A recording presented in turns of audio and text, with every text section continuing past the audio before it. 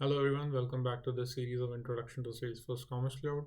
And since most of us are facing issues with the SSL certificates set up on staging instance, in this video we'll be talking about how can we do that. Since it is not possible to use the business model manager modules and we cannot add any zones or update the configurations or upload the certificates via business manager, so that's why we'll need to make use of the Salesforce Commerce APIs. And when we are talking about using the Salesforce Commerce APIs, first thing that comes is generation of the API client, which could be further used to create the tokens, and the token could be used further to hit different endpoints and update the configurations on staging instance. So in order to create the API client, you'll have to go to Commerce Cloud Account Manager. Just go to the API client option and click on the Add API client. In this form, you have to specify all the mandatory fields. Just make sure whatever password you are specifying, you remember that, because this is the key which will be used to generate the tokens. In the organization, you can choose from the list of all the organizations that you have access to and for which you want to create this client ID. And similarly for roles, you have to click on Add. Here you can see different options. Let's go with the Salesforce Commerce API. Once you add it, in the bottom you'll see an option in which if you click on this filter, you'll see the list of all the sandboxes and for which you want to create this particular client API ID. Now, please remember that SSL certificate setup via the Salesforce Commerce API is possible only on the PIG instances like production, staging, and development.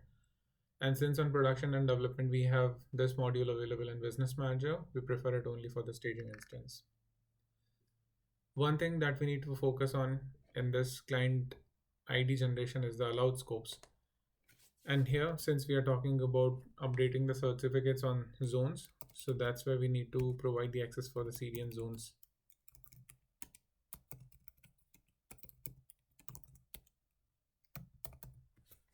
First one is just for the CDN zones and the other one is providing the read and write access.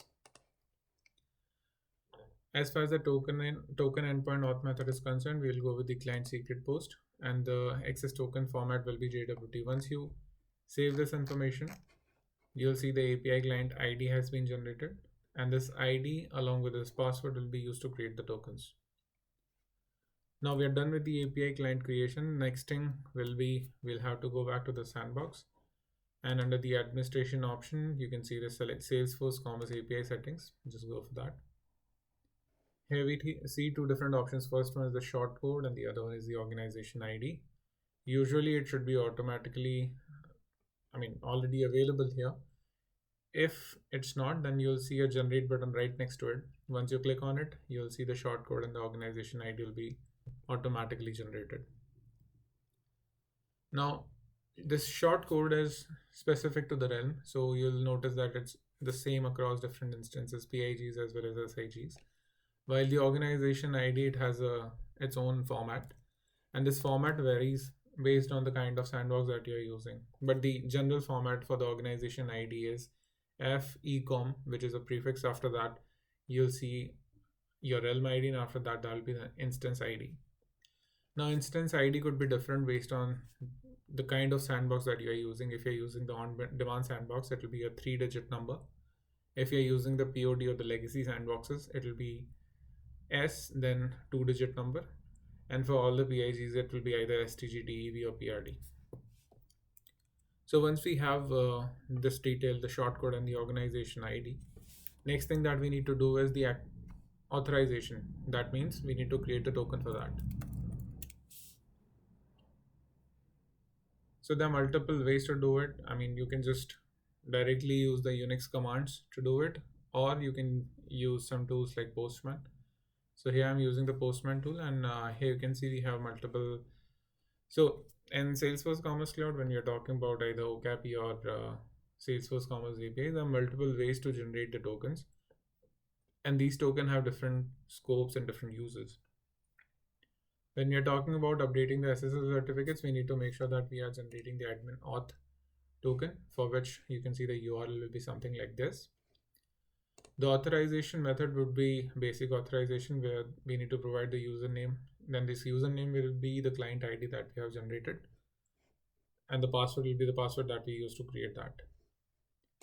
Second thing is In the header part, we need to make sure that the content type is application form URL encoded, because in the body we'll be passing two parameters. First thing is the grant type, which is of type client credentials, and the next parameter will be scope.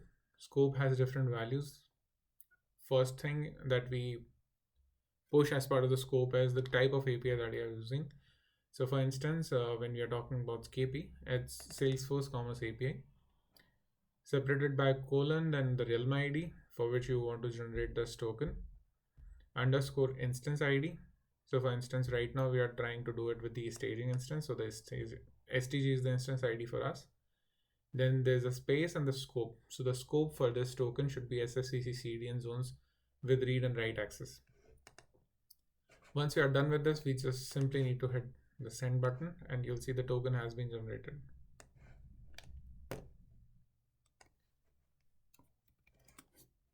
So now we have got the token. We will store it.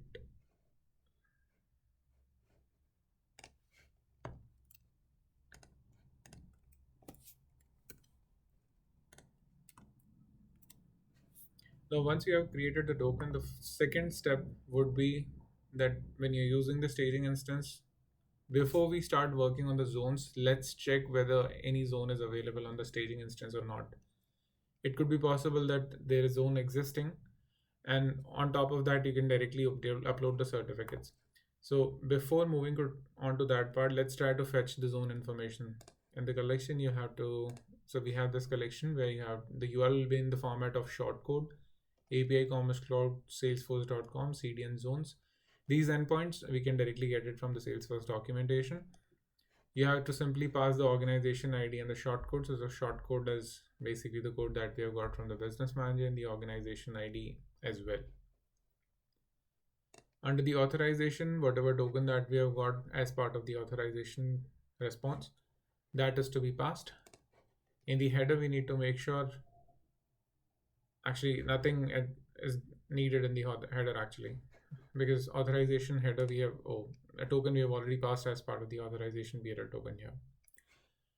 And we simply hit the request. In the response, we'll get the information about what all zones are existing on staging. Now, please note that it's not only the staging zones, but it's also listing the production zones. So let's say if you have a URL, your storefront URL on production looks like abc.com, then you will be seeing a zone ID for that particular domain.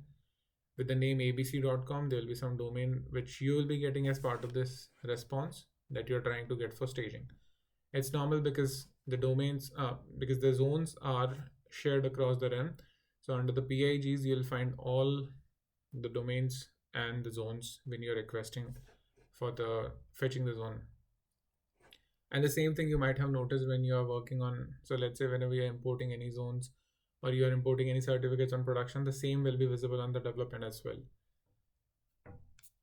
Now, once you have fetched the zone, just try to locate if there is any staging specific zone already created or not. If it is already there, we simply need to upload the certificate.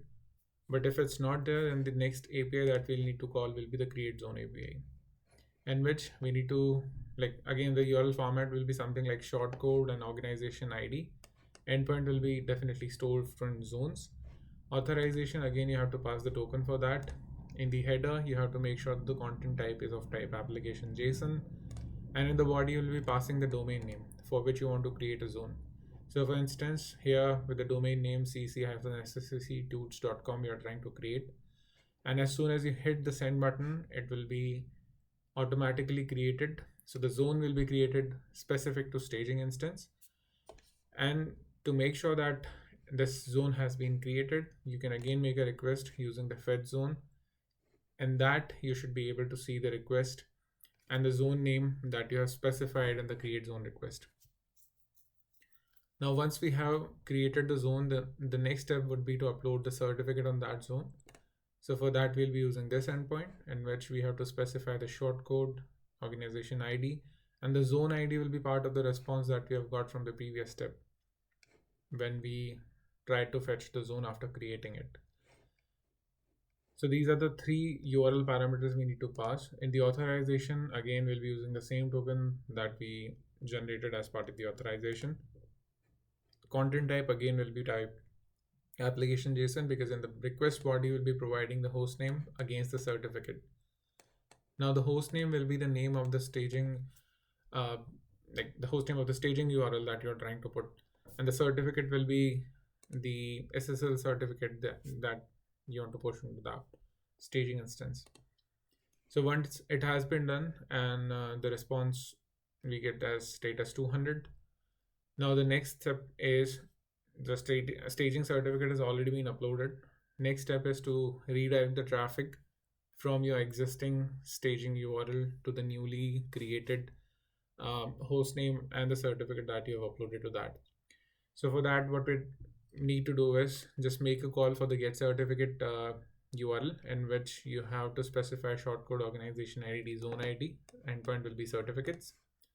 For the authorization, you'll have to use the same token, and there's not much change, or exactly there's no change in the header or the body of this. Once you make the request, passing the zone ID, this provides you with a response. So since we have already created a certificate on this URL as of now, that's why we are not seeing any TXT record. But usually for the first time when you are creating a certificate, when you're uploading the certificate and you're trying to fetch that information using this URL, you'll get that TXT record, and that TXT record has to be entered for the DNS mapping. It could be possible that you have to map the CNAME as well for that, and you can refer this documentation. Salesforce provided.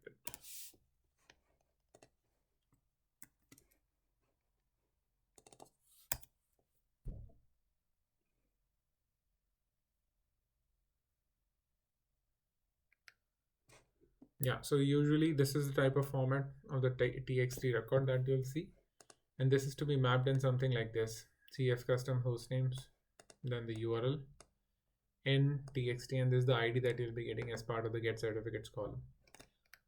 It's also possible that you need to have a CNAME mapping as well, so you'll have to just provide the name of the domain followed by this particular endpoint, and the format is, you can see the format is something like commerce cloud dot the name of your zone, and the zone name information you can fetch it when you're hitting that fed zone API.